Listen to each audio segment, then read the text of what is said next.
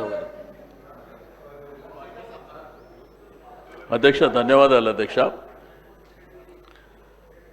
హైదరాబాదు సికింద్రాబాద్ జంట నగరాల అధ్యక్ష, గ్రేటర్ హైదరాబాద్ పరిధిలో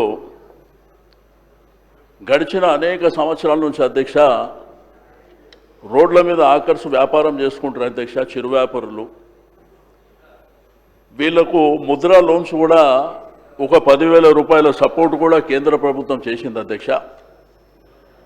అయితే జంట నగరాల్లో ఉన్నటువంటి సికింద్రాబాద్ హైదరాబాద్ ప్రజలే కాకుండా రాష్ట్రంలో ఉన్నటువంటి అన్ని జిల్లాల వాళ్ళు ఉపాధి కోసం ఇక్కడ హైదరాబాద్ సిటీకి వచ్చి చిరు వ్యాపారాలు చేసుకుంటారు అధ్యక్ష. అన్ని ప్రాంతాలలో మనకందరికీ తెలిసిందే.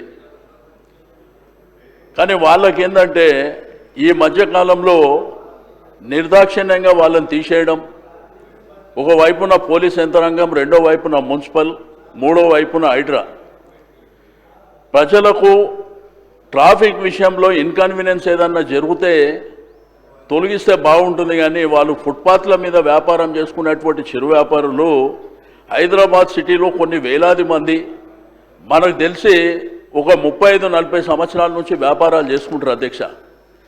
వాళ్ళని ఈ మధ్యకాలంలో మరి పోలీస్ ఫోర్స్ను పెట్టి దౌర్జన్యంగా వాళ్ళని తీసేయడం మూలాన వారికి ఉపాధికి ఇబ్బందే కాకుండా అధ్యక్ష వాళ్ళు స్కూల్ ఫీజు కట్టలేకపోతుండ్రు, ఇంటి కిరాయిలు కట్టలేకపోతుండ్రు. వారు ఒక దుర్భరమైనటువంటి జీవితాన్ని ఈరోజు చాలా ఇబ్బందికరమైనటువంటి పరిస్థితి అధ్యక్ష. నేను మీ ద్వారా గౌరవ మరి ఉప ముఖ్యమంత్రి గారికి రిక్వెస్ట్ చేస్తున్న అధ్యక్ష, మీరు స్టాండింగ్ ఇన్స్ట్రక్షన్స్ ఇవ్వండి. ఎందుకంటే డీసీ ఆధ్వర్యంలో కమిటీ కూడా ఉన్నది అధ్యక్ష.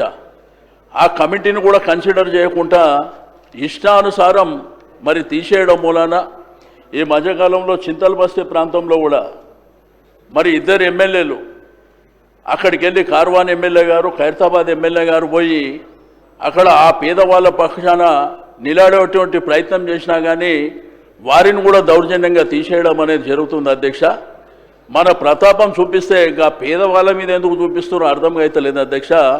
దయచేసి దీన్ని మరి ప్రభుత్వం సైడ్ నుంచి కొంత అధికారులకు స్టాండింగ్ ఇన్స్ట్రక్షన్స్ ఇచ్చి ఆ పేదవాళ్ళని ఆదుకోవాలని చెప్పి.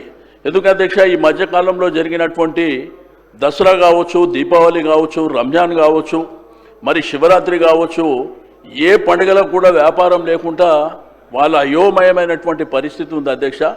దయచేసి ఆ పేదవాళ్ళని ఆదుకోవాలి, వాళ్ళని ఎటువంటి ఇబ్బందులు పెట్టుకోకుండా వ్యాపారం చేసుకునే విధంగా డైరెక్షన్ ఇవ్వాలని చెప్పి నేను మీ ద్వారా ప్రభుత్వానికి రిక్వెస్ట్ చేస్తున్నా అధ్యక్ష.